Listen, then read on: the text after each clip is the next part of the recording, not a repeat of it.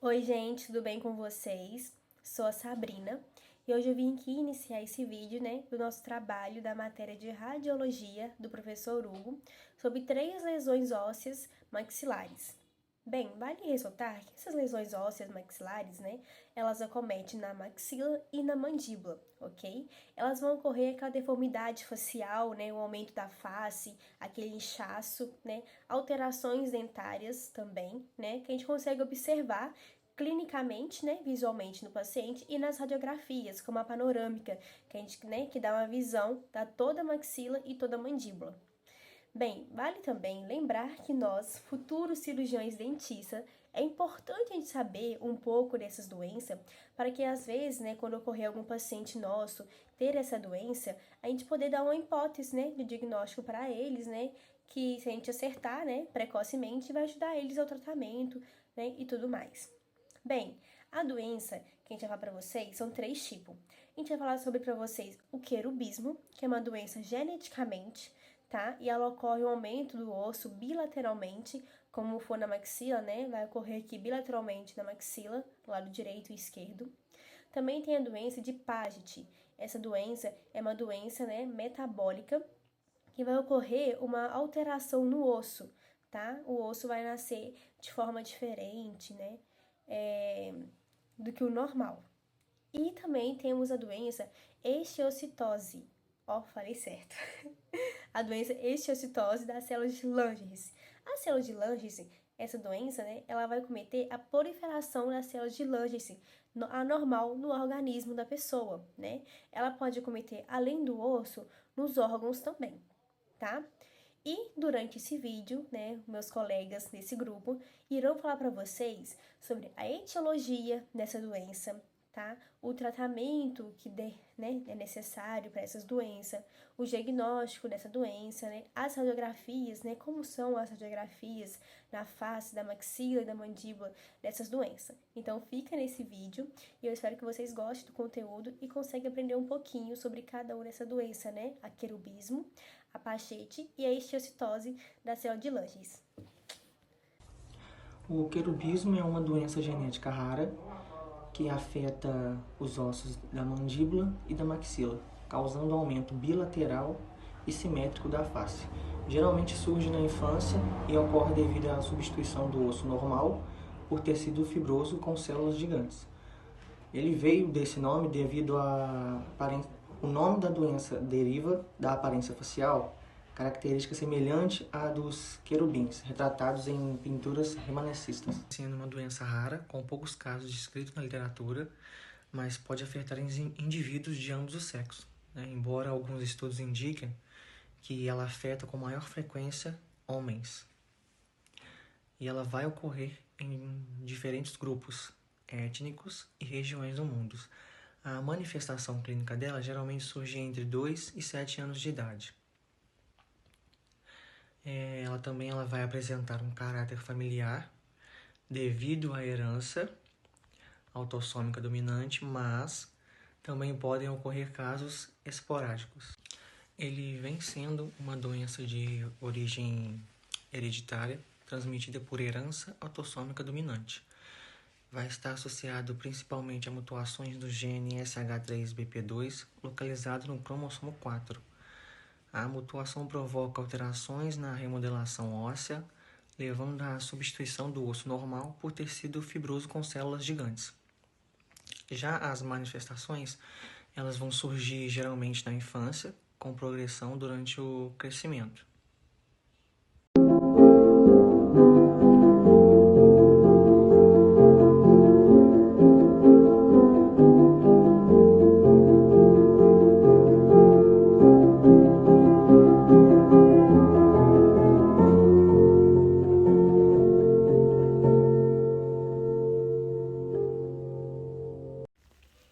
Oi, gente, meu nome é Rafaela e eu vou falar sobre os aspectos clínicos e radiográficos do querubismo. O querubismo tem uma característica muito importante, que é a principal maneira como ele se manifesta, que é por um aumento bilateral e simétrico da mandíbula. Em alguns casos também pode ocorrer na maxila. Esse aumento faz com que a criança apresente uma face arredondada com bochechas bastante proeminentes. Outra característica bem importante do querubismo, e bem marcante também, é o olhar voltado para cima. Isso acontece porque a expansão dos ossos da face pode deslocar levemente os olhos, deixando parte da esclera, que é a região branca dos olhos, mais visível abaixo da íris. Essa aparência lembra os anjos das pinturas renascentistas, que eram conhecidos como querubins, e foi daí que surgiu o nome da doença. Agora, já na parte da cavidade bucal, o querubismo também provoca alterações bem importantes. É comum ocorrer atraso na erupção dos dentes permanentes, além de deslocamento dentário e má oclusão. Ou seja, um encaixe inadequado entre os dentes superiores e inferiores, em alguns pacientes também. Pode existir dentes ausentes ou impactados devido às alterações ósseas. Em relação aos aspectos radiográficos, as imagens são muito características. A radiografia mostram lesões radiolúcidas, multiloculares, que apresentam um aspecto conhecido como bolhas de sabão. Essas áreas radiolúcidas representam regiões onde o osso normal foi submetido por tecido fibroso e células gigantes. Além disso, observa-se também uma expansão bilateral dos ossos da mandíbula e, às vezes, da maxila, geralmente preservando os côndilos mandibulares, o que é uma característica importante para o diagnóstico diferencial. Esses achados clínicos radiográficos, associados à idade da criança e o histórico familiar, são fundamentais para levantar a suspeita do querubismo e orientar uma investigação para poder diagnosticar. Oi pessoal, eu sou a Laís e hoje eu vou falar sobre o diagnóstico e o tratamento do querubismo. O diagnóstico ele consiste no exame clínico, histórico familiar, exame genético, tomografia computadorizada e também as radiografias. Já no exame clínico, o cirurgião dentista ele já poderá ver as características do querubismo, que é o aumento bilateral na mandíbula, o aumento também na maxila, porque o querubismo também acomete a maxila, a má oclusão, a aparência com os olhos voltados para cima por conta do aumento de volume na maxila, os deslocamentos de dentes, ausências de erupção de dentes também. Agora falando no exame genético, que o objetivo é saber se alguém da família possui histórico de querubismo ou se aquele paciente está passando por um caso isolado, que no caso é uma nova mutação do gene, porque o querubismo é uma doença de caráter hereditário. Então, ele é uma anomalia óssea. Então, algumas pessoas da família podem ter histórico de querubismo, o que facilita muito também no diagnóstico para o cirurgião dentista. Agora, falando sobre as radiografias, que são imagens que vão mostrar áreas radiolúcidas multiloculares e também o aumento bilateral e simétrico da doença.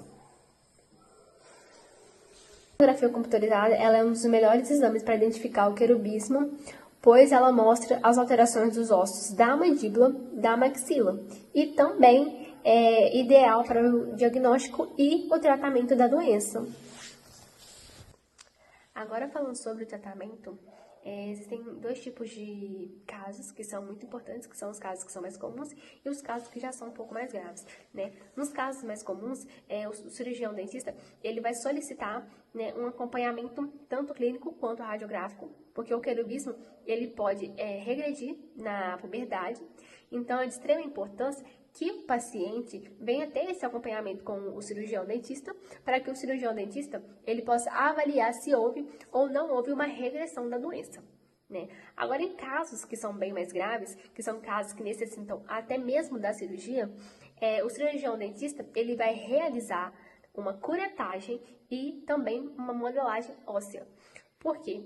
Porque nesses casos que são bem mais graves, né, o aumento de volume da doença pode ser tão grande que pode afetar o comprometimento mandibular e também pode causar uma deformidade.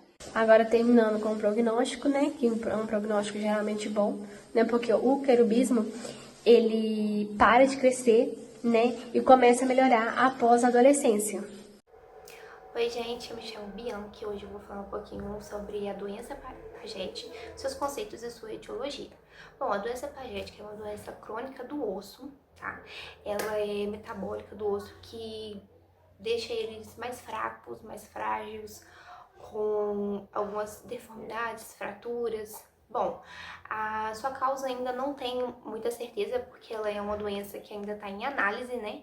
Então, assim, é uma doença desconhecida. Ela ainda está sendo, né, analisada. E ela também é uma doença de histórico familiar. Ela é uma doença genética. Ela ainda não tem uma hipótese totalmente comprovada sobre a doença. Mas alguns fatores dos ambientes, né, ambientais podem contribuir com ela também, pode ajudar ela, né, a pessoa a pegar ela e essas coisas, mas ela é uma doença que deixa o osso frágil e deformado. Olá, meu nome é Leonardo e eu vou falar com vocês sobre a doença de Paget. É uma doença crônica que altera o processo normal da remodelação dos ossos. Nessa condição, o osso é destruído e reconstruído de uma forma desorganizada, tornando-se maior, só que mais frágil e deformado. Ele é mais comum em pessoas com mais de 50 anos e pode variar e pode afetar vários ossos do corpo, incluindo os ossos da face e mandíbula. Em relação às suas características clínicas, muitos pacientes não apresentam sintomas no início. Quando eles aparecem, os mais comuns são dor óssea, aumento de volume dos ossos, da face, deformidades, espaçamento entre os dentes, alterações na mordida e dificuldade para poder mastigar. Em casos mais avançados, também podem ocorrer o aumento do tamanho da cabeça, perda auditiva e maior risco de fraturas. E nas características radiográficas, a doença apresenta diferentes aspectos conforme evolui. No início, aparecem áreas radiolúcidas, indicando uma perda óssea, né? Depois observa-se uma mistura de áreas radiolúcidas e radiopacas. Na fase mais avançada surge o aspecto clássico chamado de flocos de algodão, que é uma das principais características da doença. Também é possível observar espessamento das corticais e o aumento do volume ósseo. O tratamento possui o objetivo de controlar essa atividade da doença e poder aliviar os sintomas do paciente. Os medicamentos mais utilizados são os bisfosfonatos, que reduzem a remodelação óssea normal. Quando necessário também podem ser usados analgésicos para poder controlar a dor. Além disso, o paciente deve manter acompanhamento médico e odontológico, principalmente antes de realizar procedimentos odontológicos invasivos. Então, ou seja, a doença de Paget é uma alteração importante do metabolismo ósseo, que pode causar deformidades e comprometer a qualidade de vida do paciente, da pessoa, né? Por isso, esse diagnóstico precoce ele é muito importante, que baseado nesses sinais clínicos e exames radiográficos, juntamente com o tratamento adequado, a gente pode controlar a doença e ajudar a prevenir possíveis complicações futuras. Então, ou seja, quanto antes a gente conseguir diagnosticar, vamos conseguir assim melhorar, dar um alívio maior para aquele paciente, evitando muitos transtornos futuros. Boa noite, gente. Eu vou falar sobre a histiocytose das células de Langerhans e é uma doença inflamatória causada pela proliferação anormal das células de Langerhans e são responsáveis pelas células são células do sistema imunológico, na verdade, e elas são responsáveis pela apresentação de antígenos no nosso corpo. Essa proliferação, ela pode causar diversas lesões nos nossos órgãos, sendo os principais os ossos, a pele, os linfonodos, entre outros tecidos. A causa, ela ainda não é totalmente esclarecida, mas alguns estudos demonstram uma associação com mutações genéticas, e sendo uma principal, a mutação BRAF-V600C. Ela sugere um comportamento neoplásico da doença. Bom, em relação à faixa etária, ela pode aparecer mais como ela aparecer em crianças e adolescentes, mas ela pode acometer qualquer idade, não é uma regra. E, bom, o acometimento dos maxilares é um sinal importantíssimo para a odontologia, porque os primeiros sinais, gente, ele pode sim aparecer na cavidade oral, tá bom? Então, muito obrigada pela atenção, boa noite. Oi, gente, hoje eu vim abordar um assunto com vocês, que é sobre a doença, de osteossose das células de Langerhans. Então, o que acontece? Eu vou mostrar um pouco dos aspectos clínicos, do diagnóstico e do tratamento. O aspecto clínico dela, gente, é assim, ela acontece por conta de quê? Ela tem uma proliferação anormal das células de Langerhans, E isso acontece muito na infância, muito acometido na infância, Tem adultos também, porém com mais frequência na infância. Essa doença, ela aparece muito assim, atacando os órgãos. Então ela ataca seu pulmão, ela ataca sua pele, seu osso, tipo assim, ela ataca os órgãos, E na cavidade bucal, ela ataca de uma forma diferente, trazendo mobilidade dentária, dor, lesões, úlceras, edema. Então, tipo assim, muito parecido com a doença periodontal. Então, ela aparece nesses aspectos, entendeu? Então, agora eu vou falar pra vocês como diagnosticar essa doença, o HCL. Então, assim, você vai passar por uma avaliação clínica e ali o médico vai te pedir exames complementares, que são os exames, de imagem, no caso, a radiografia, a tomografia, a ressonância magnética, para poder conseguir identificar, as lesões ósseas e o comprometimento dos outros órgãos. Então, assim, é necessário fazer esses exames, sem eles não tem como diagnosticar. Só que depois que você fez esses exames de imagem, vai precisar também de um complemento, que vai ter que ser com uma biópsia, uma imunohistoquímica ou um histopatológico. Porque aí esses exames, eles vão testar positivo para marcadores, dessa doença, que no caso é o CDIA, a langerina e a proteína S100. Então, você precisa fazer todos esses exames e passar por esses outros exames para poder ver se você tem os marcadores positivos para ter o diagnóstico correto. Agora eu vou falar para vocês como fazer esse tratamento, no caso do HCL. E se você tiver só uma lesão, você vai intervir com uma curetagem cirúrgica ou uma infiltração de corticosteroides para poder cortar, e ter um acompanhamento depois para analisar se vai voltar, se não vai voltar. Mas se no caso você tiver várias lesões, múltiplas e o comprometimento de vários órgãos, é necessário você fazer uma quimioterapia sistêmica, associada com os corticosteroides e também associada à vinblastina. Em alguns casos específicos, a gente pode indicar também a radioterapia e as terapias-alvos. Então, assim, é necessário das duas formas, tanto com uma lesão quanto com várias lesões e comprometimento dos órgãos, o acompanhamento a longo prazo. Porque como é uma doença muito agressiva, ela pode ter recidiva, e ter sequelas. Então é necessário ter acompanhamento médico em qualquer circunstância. Concluindo então, sobre os aspectos clínicos, o diagnóstico, o tratamento, Você tendo um diagnóstico precoce do HCL, ele é fundamental, porque ele vai evitar complicações, que essa doença se espalhe mais rápido, um prognóstico melhor. E assim, o cirurgião dentista, ele é fundamental, porque ele pode também observar essa doença da cavidade bucal bem antes de um médico. Então, assim, ele vai conseguir já encaminhar para um profissional adequado, né, para conseguir fazer esse tratamento de forma adequada e de forma positiva para o paciente.